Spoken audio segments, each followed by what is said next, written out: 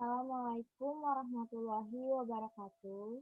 Perkenalkan, nama saya Adela Rosalinda, NIM 4444190010 dari kelas 4A, Teknologi Pangan, Universitas Sultan Agung Tirtayasa. Di sini saya akan menjelaskan mengenai kadar air dengan menggunakan metode Carl-Fisher.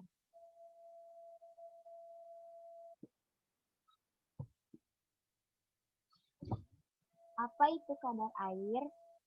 Kadar air disebut juga kelembapan atau tingkat kekeringan suatu bahan atau zat, di mana hal ini dapat menentukan kualitas dan bahan itu sendiri.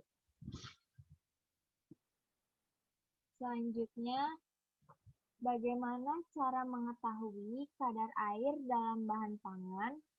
Jadi, dengan analisis kadar air, kita dapat mengetahui kadar air dalam bahan pangan dengan beberapa metode. Yang pertama, metode analisis kadar air langsung. Di dalamnya terdapat beberapa metode, seperti yang pertama ada metode gravimetri, metode destilasi azeotropik, metode Carl-Fisher, metode destilasi kimia, dan metode termogravimetri. Dan yang kedua, metode analisis tidak langsung. Seperti yang pertama ada metode listrik elektronika, yang kedua ada penyerapan gelombang mikro, yang ketiga ada penyerapan sonik dan ultrasonik, maupun yang terakhir ada metode spektroskopi.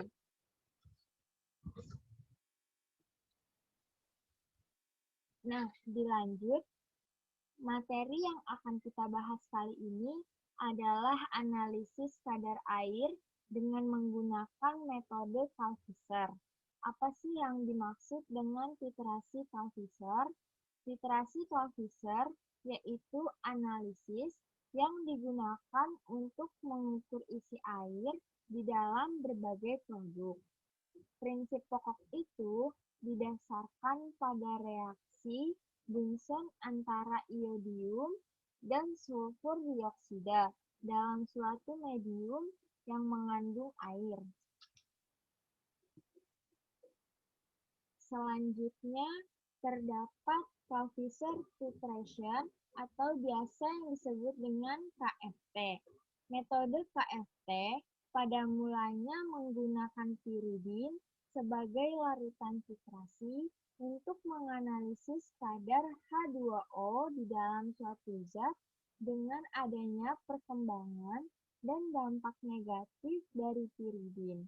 Maka dilakukan pengembangan metode KFT oleh Ekman Scholz pada tahun 1979 mengganti fungsi piridin dengan imidazol.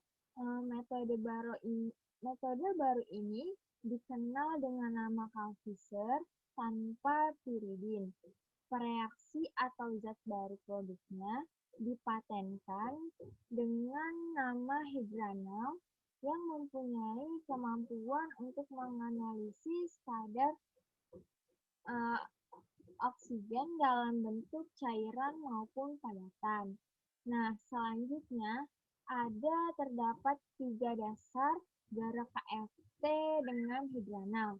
Seperti yang pertama itu, terdapat titrasi volumetri menggunakan satu komponen per reaksi, yaitu menggunakan komposisi hidranal.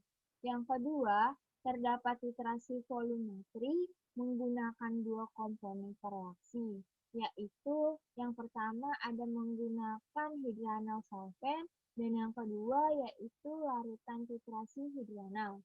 Lanjut, yang terakhir terdapat penentuan H2O secara kolometri menggunakan 2 macam larutan, yaitu larutan yang bersifat anoda dan yang kedua ada bersifat katoda.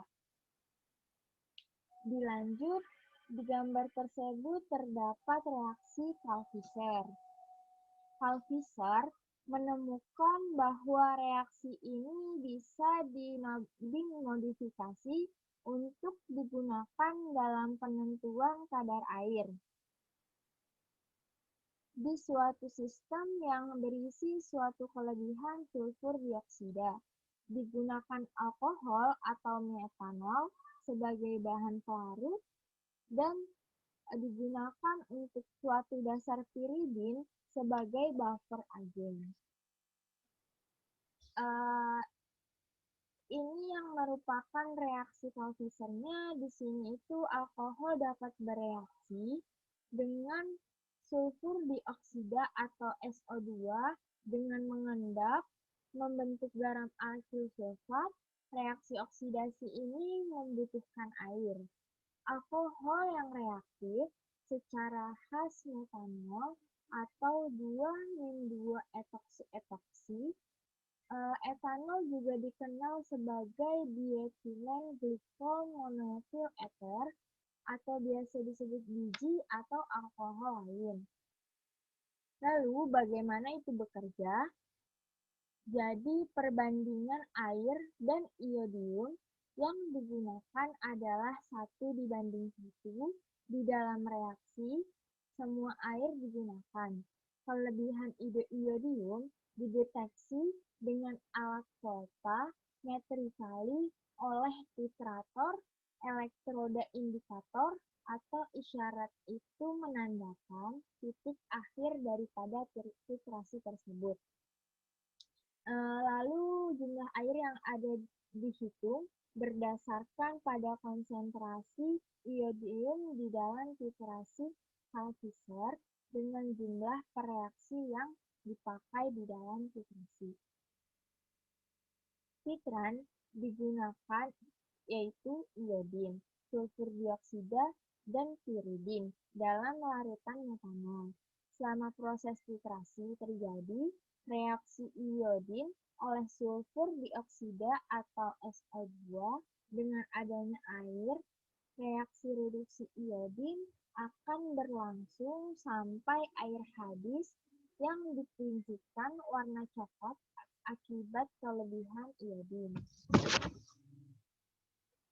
Nah, sedangkan menurut Osborne dan Vogt tahun 1978 terdapat reaksi yang terjadi pada analisis Clausius. Reaksi Clausius yang digunakan pada metode ini sangat tidak stabil dan peka terhadap uap air, walaupun dalam jumlah yang sangat sedikit.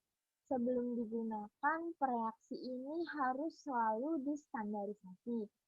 Karena penggunaan piridin dalam reaksi sering menimbulkan komplikasi karena sifatnya yang sangat reaktif. Adanya beberapa kesulitan yang ditemui pada penetapan kadar air dengan metode Clausius tersebut mendorong dilakukannya instrumen atau peralatan yang bisa memberikan hasil analisis lebih akurat. Dengan perbaikan yang dilakukan, metode ini bisa digunakan untuk mengukur kadar air dari kisaran 1 ppm sampai 100%. Kita lanjut. Di sini terdapat prinsip Clausius. Nah, ini merupakan prinsip dari Clausius. Prinsipnya yaitu melakukan titrasi sampel dengan larutan iodin. Nah, jika masih ada iodin di dalam bahan itu, maka iodin itu akan bereaksi. Tetapi apabila air habis, maka iodin akan terbebas. Kemudian, di sini terdapat sumber kesalahan. Yang pertama ada ekstraksi air tidak sempurna, lalu pengaruh air dari atmosfer. Yang ketiga ada menempelnya air pada alat. Yang keempat ada pengaruh komponen dari bahan. Nah, di dalam pengaruh komponen dari bahan ini terdapat contohnya misalnya asam askorbat yang dioksidasi oleh reaksi Clausius menjadi dehidroasam askorbat, sehingga kandungan air bisa menjadi lebih tinggi. Nah, selanjutnya senyawa karbonil dapat bereaksi dengan alkohol dengan membebaskan air, kandungan meningkat akan meningkat. Jadi kandungan air itu akan meningkat ketika senyawa karbonil itu bereaksi dengan alkohol. Lalu yang terakhir ada asam lemak tidak jenuh yang dapat bereaksi dengan iodium yang akan mengakibatkan penafsiran kadar air menjadi lebih tinggi. Kita lanjut. Di sini terdapat video bagaimana cara menggunakan kadar air menggunakan metode Carl-Fisher.